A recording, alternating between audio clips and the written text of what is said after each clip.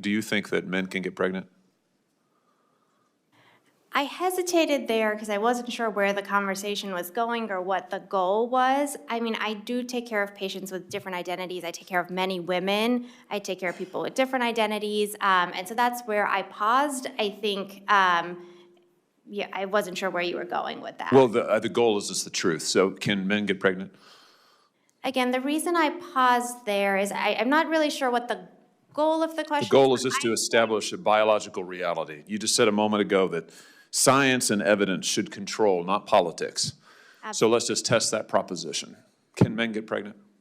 I take care of people with many identities, but Can men get pregnant? I take care of many women that can get pregnant. I do take care of people that don't identify as women. That Can men get pregnant?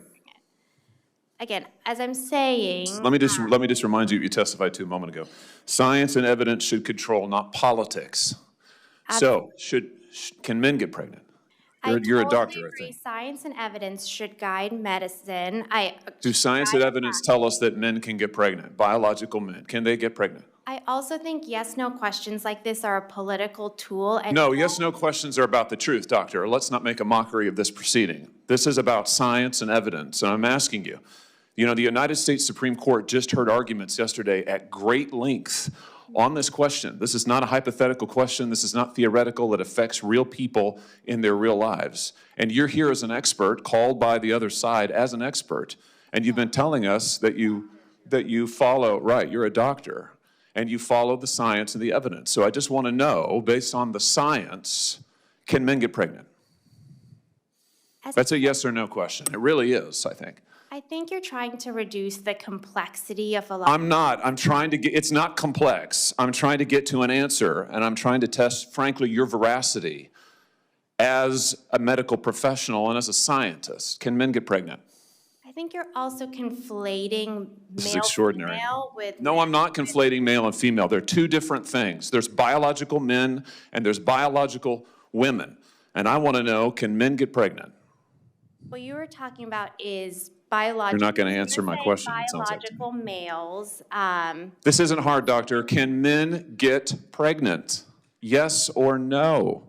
Again, I would be more than happy to have a conversation with you that is not coming from a place of trying to be polarized and push. I'm not trying to be polarizing. I'm trying to ask, I think it is extraordinary that we are here in a hearing about science and about women.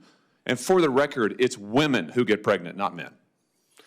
We are here about the safety of women and science that shows that this abortion drug causes adverse health events in 11% of cases. That's 22 times greater than the FDA label, another fact you haven't acknowledged, and yet you won't even acknowledge the basic reality that biological men don't get pregnant. There's a difference between biological men and biological women. I don't know how we can take you seriously and your claims to be a person of science if you won't level with this on this basic issue. I thought we were past all of this, frankly. I can't believe we're still here talking about this.